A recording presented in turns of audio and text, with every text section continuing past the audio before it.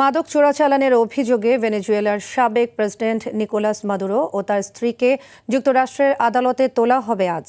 তার অনুপস্থিতিতে অন্তর্বর্তী প্রেসিডেন্ট হিসেবে উপরাষ্ট্রপতি ডেলসি রদ্রিগেজকে সমর্থন দিয়েছে ভেনেজুয়েলার সেনাবাহিনী।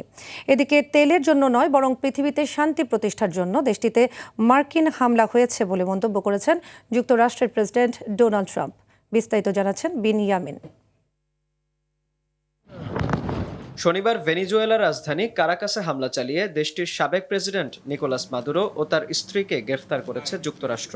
মাদুরোকে জিজ্ঞাসাবাদের পর তাদের আজ আদালতে তোলা হবে। স্থানীয় সময় বেলা 12টায় নিউ ইয়র্কের ফেডারেল ম্যানহাটন আদালতে তাদের শুনানির সময় ধার্য করা হয়েছে। এক প্রতিবেদনে এ তথ্য জানিয়েছে মার্কিন সংবাদ মাধ্যম সিবিএস নিউজ।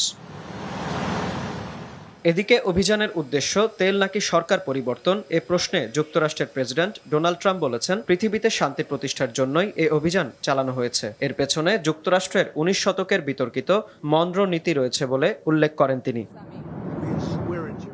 মনরো নীতি অনুযায়ী পশ্চিম গোলার্ধে ইউরোপীয় প্রভাব মুক্ত রাখা যুক্তরাষ্ট্রের দায়িত্ব। পরবর্তীতে প্রেসিডেন্ট থিওডর রুজভেল্ট এ নীতিকে আরও বিস্তৃত করেন, যেখানে যুক্তরাষ্ট্র প্রয়োজনে অন্য দেশের স্থিতিশীলতায় হস্তক্ষেপ করতে পারে।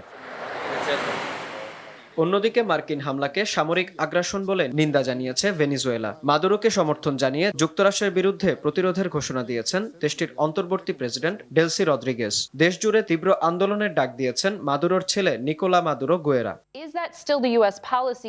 যদিও মার্কিন পররাষ্ট্রমন্ত্রী মার্কো রুবিও দাবি করেছেন, ভেনেজুয়েলার সঙ্গে যুক্তরাষ্ট্র কোনো যুদ্ধে জড়ায়নি, তবে সার্বিক পরিস্থিতির দিক নির্দেশনা যুক্তরাষ্ট্রই দিচ্ছে। এছাড়া ট্রাম্প সতর্ক করে বলেছেন, রদ্রিগেজ যদি যুক্তরাষ্ট্রের নির্দেশনা না মানে তাহলে তাকেও চড়া মূল্য দিতে হবে।